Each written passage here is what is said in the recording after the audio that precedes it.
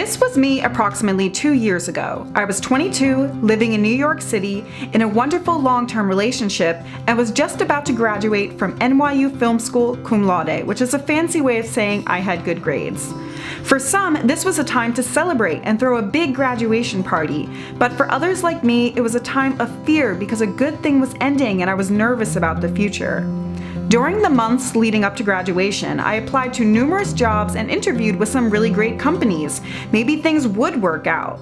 But by the time graduation came, I didn't have any job or any plan. In fact, during the actual ceremony, I got an email with a big fat no from a company I had been in contact with for a while. This put a downer on the whole day that was supposed to be a happy one. I was graduating from what was considered one of the best film schools in the country and had 0 job offers. Over the next few months, I applied and applied and applied. I kept making it to the final round of interviews for some really well-known companies, but then always fell short of getting the actual job. I saved money by crashing on friends' couches so I could be in New York where the industry was, and every now and then I got a few freelance opportunities on set, but these jobs weren't frequent enough to support me financially. Summer passed and I eventually found myself crashing at my boyfriend's place until I could find a full-time job. He was my support system and helping me stay in New York, which I was incredibly thankful for, but he was also pursuing his own dreams and his own career. As time passed, I had applied to over 100 positions and went on over 20 interviews. Friends were starting to say it wasn't bad luck, but something I was doing wrong. But when I shared my resume and cover letter and went on a mock interview, I was told I was doing everything right and they didn't know why I couldn't get a job. Maybe I was being too honest in my interviews? My goal was to work in the entertainment industry and make people smile and make a difference. But I felt like they didn't want me. I felt like no one did.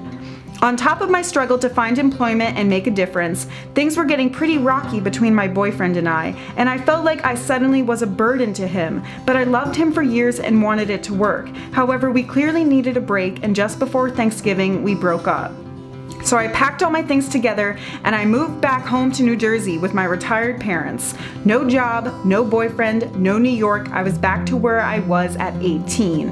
And this is where I hit a wall. I didn't want to get up, I didn't want to apply anywhere, and I didn't want to create anything. I just wanted to cry because clearly that's what God was telling me to do. Just sit in my childhood bedroom and give up. Now, this next part of the story is in no way easy. In fact, it was probably the hardest thing I've ever done. But in order to feel better, I had to get up, go outside, and for me, run. It was free and it was the one thing in my life I could control. So I ran and I tracked my progress and worked on getting better. You see, running releases this weird thing called endorphins, and endorphins make us happy. Running gave me a sense of accomplishment. I was doing something positive that made me feel good. And with encouragement from my parents, I continued to apply to jobs and made a goal for myself to have one for the new year in 2017. And on January 2nd, 2017, I went for an interview where I was hired for my very first full-time job as an assistant to a producer at a production company in Brooklyn, New York. And that's when things started to turn around. Soon after I was hired, I moved in with my aunt who lived closer to the city. I was now able to hang out with friends in New York, join a local gym, and most importantly, grow professionally at my new job. Yes, my commute was an hour-and-a-half 4-train transfer commute, and yes, I was living at my aunt's place instead of with friends in Manhattan or Brooklyn, but it was better, much better, and I got closer with family too, which looking back on, I'm incredibly thankful for. It was during this time I experimented with new hobbies, made new friends, went on trips, and set new goals. I was going to move to Los Angeles like I wanted to ever since I was 14. I just needed to practice driving.